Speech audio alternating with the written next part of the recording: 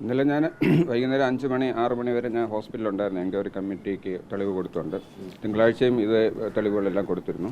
ഞാൻ പറഞ്ഞ എല്ലാ പോയിന്റിനെയും ബലപ്പെടുത്തുന്ന രീതിയിലുള്ള തെളിവുകൾ ഞാൻ കൊടുത്തിട്ടുണ്ട്. അവർക്കെല്ലാവർക്കും ഫോട്ടോ കോപ്പി കൊടുത്തിരുന്നു. എൻ്റെ സഹപ്രവർത്തകരും അവർക്ക് മൊഴി കൊടുത്തത് എനിക്ക് അനുകൂലമായിട്ടാണെന്നാണ് ഞാൻ അറിയുന്നത്. അല്ല, ഞാൻ എഴുതിയിരുന്നതിലോ പറഞ്ഞതിലോ മാധ്യമങ്ങളോട് പങ്കുവച്ചതിലോ ഒരു കാര്യത്തിൽ പോലും തെറ്റ് ഇല്ല. അതിനെല്ലാം തെളിവുള്ളത് കൊണ്ടാണ് തെളിവുകളെല്ലാം അന്വേഷണ സമിതി ഏൽപ്പിക്കുകയും ചെയ്തിട്ടുണ്ട്. ഇതിൻ്റെ ഈ പ്രൊക്യൂർമെന്റ് പ്രോസസ്സ് അത് വളരെ സങ്കീർണമാണ്, അത് ലളിതമാക്കണമെന്നൊരു ശുപാർശ കമ്മിറ്റി നൽകിയിട്ടുണ്ട്.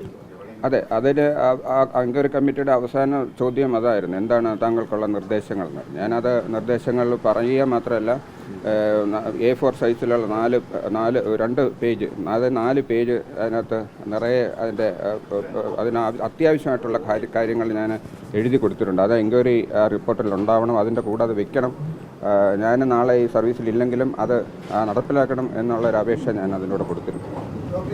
താങ്കളുടെ തുറന്നു പറച്ചിൽ കൊണ്ട് ഒരു ഗുണമുണ്ടായല്ലേ?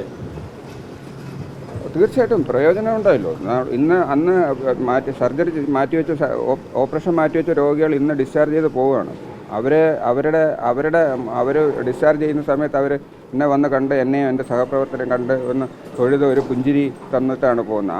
ആ പുഞ്ചിരിയാണ് നമുക്കുള്ള ഏറ്റവും വലിയ സമ്മാനം. അതോടുകൂടി നമ്മുടെ ഈ പ്രശ്നങ്ങളെല്ലാം അതിലാണ് നമുക്ക് സമാധാനം.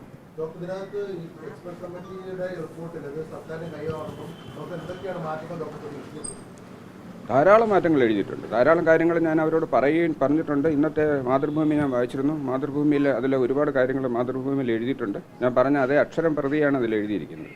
അതെല്ലാം ശരിയാണ്, അക്ഷരം പ്രതി ശരിയാണ്. ഇതിലുള്ള ഈ വികസന സമിതിയുടെയും മറ്റേ ബ്യൂറോക്രസിയുടെയും ഒരുപാട് പ്രശ്നങ്ങളുണ്ട്. അത് പലർക്കും നിയന്ത്രിക്കാൻ പറ്റാത്ത ഒരു ട്രാപ്പായിട്ട് കിടക്കുകയാണ്. അത് പരിഹരിച്ചേ പറ്റുള്ളൂ. അത് അടിയന്തരമായിട്ട് പരിഹരിക്കാൻ അത് സർക്കാർ മുൻകൈ എടുക്കുമെന്ന് പത്രത്തിൽ ഉറപ്പ് നൽകിയിട്ടുണ്ട്. പൂർണ്ണമായ റിപ്പോർട്ട് പ്രകാരം ഡോക്ടർ പറഞ്ഞ കാര്യങ്ങളെല്ലാം അംഗീകരിക്കുന്നില്ല. അതിന് ചില ഭാഗങ്ങൾ ഡോക്ടറുടെ ഭാഗം അംഗീകരിക്കുന്നുണ്ട്. ഇത്തരത്തിൽ ഒരു ബ്യൂറോക്രസിയെ പറ്റി പറയുമ്പോൾ ഇങ്ങനൊരു സംവിധാനത്തിൽ ഇരുന്നുകൊണ്ട് പരസ്യമായൊരു ഏറ്റുമുട്ടലിലേക്ക് പോയി എന്നുള്ളതാണ് ഡോക്ടർക്കെതിരെയുള്ള വിമർശനം. ഞാനത് പല പ്രാവശ്യം പറഞ്ഞു കഴിഞ്ഞു. ഞാനത് എൻ്റെ കയ്യിൽ തെറ്റുപറ്റി. കാരണം അത് മാർഗം സ്വീകരിച്ചത് ശരിയല്ല എന്ന് എനിക്കറിയാം. അത് ശരിയല്ല എന്ന് എനിക്ക് ആദ്യമേ തോന്നിയിരുന്നു. പക്ഷേ വേറെ മാർഗങ്ങളില്ലാത്തത് കൊണ്ടാണെന്ന് ഞാനത് തുറന്ന് പറഞ്ഞതാണ്.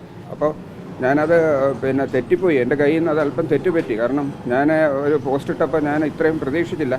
ഞാൻ പ്രതീക്ഷിച്ചത് ഇത് ആരോഗ്യവകുപ്പ് അത് ശ്രദ്ധിക്കുമെന്നും ഈ ബ്യൂറോക്രസിക്കെതിരെയാണ് മാത്രമാണ് ഞാനതിൽ എഴുതിയിരുന്നത്. ആ ഫേസ്ബുക്ക് 3 പോസ്റ്റുകൾ ഞാനിട്ടിരുന്നു. 3ലും സർക്കാരിനെയോ ആരോഗ്യവകുപ്പിനെയോ കുറ്റം പറഞ്ഞിട്ട് ഒന്നിലും ഞാൻ എഴുതിയിട്ടില്ല. ഞാൻ ബ്യൂറോക്രസിയെ മാത്രമാണ് കുറ്റം പറഞ്ഞത്. അത് ആ പ്രശ്നം ആരോഗ്യവകുപ്പ് ശ്രദ്ധിക്കുമെന്നും അടിയന്തരമായി പരിഹരിക്കുമെന്നും എൻ്റെ രോഗികൾക്ക് അടിയന്തരമായിട്ട് ചികിത്സയ്ക്കുള്ള സാധനങ്ങൾ എത്തിക്കുമെന്ന് മാത്രമേ വിചാരിച്ചുള്ളൂ. പക്ഷേ അത് എന്തുകൊണ്ടോ അതിൻ്റെ അപ്പുറത്തേക്ക് കടന്നു പോവുകയും അതിന് കൂടുതൽ മാനങ്ങൾ ലഭിക്കുകയും ചെയ്തു. അത് കഴിഞ്ഞ കുറച്ച് ദിവസങ്ങളോട് ഞാൻ അതിൻ്റെ സമ്മർദ്ദത്തിലായിരുന്നു. അത് ആരും എന്നെ ഭീഷണിപ്പെടുത്തല്ല, എന്നാലും എനിക്കത് തെറ്റുപറ്റി എന്ന് തോന്നി.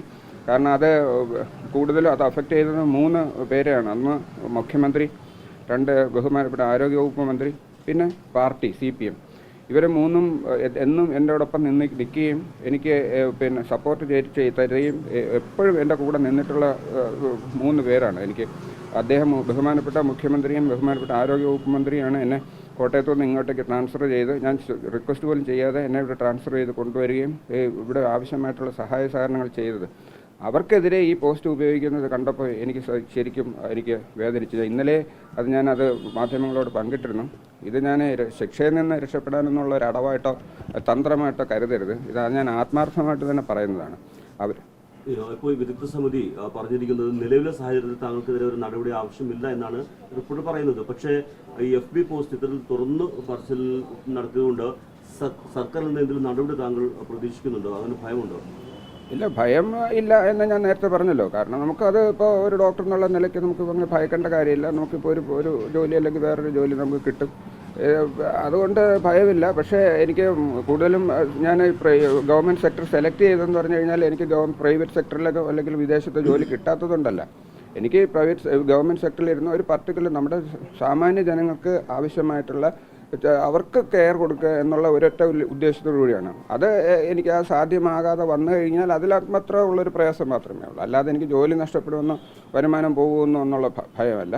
മാത്രമല്ല ഇതിനകത്ത് ഞാൻ ഇപ്പം എന്ത് ശിക്ഷയ്ക്കും തയ്യാറായി നിൽക്കുകയാണ്. ഞാൻ ഇന്നലെ തന്നെ എല്ലാ ഡിപ്പാർട്ട്മെൻറ്റിൻ്റെ ചാർജെല്ലാം അടുത്ത എൻ്റെ 2 ജൂനിയർ ഡോക്ടർമാരും തൊട്ട് ജൂനിയറായിട്ടുള്ള മാധവ് സാറും സാജു സാറും ലീവാണ്. അപ്പം അതിൻ്റെ തൊട്ട് താഴെയുള്ള ഡോക്ടർ നിർമ്മൽ KPA എല്ലാ ഡോക്യുമെൻറ്റ്സും എല്ലാ ഡിപ്പാർട്ട്മെൻറ്റ് ചാർജുകളും ഏൽപ്പിച്ചു. എല്ലാം അടുത്ത എൻ്റെ ഓപ്പറേഷൻ ചെയ്ത് കിടക്കുന്ന രോഗികളെല്ലാം ഇന്ന് ഡിസ്ചാർജ് ചെയ്യാൻ ഞാൻ കൊടുത്തിട്ടുണ്ട്. ഞാൻ ഇന്ന് OP നടത്തും.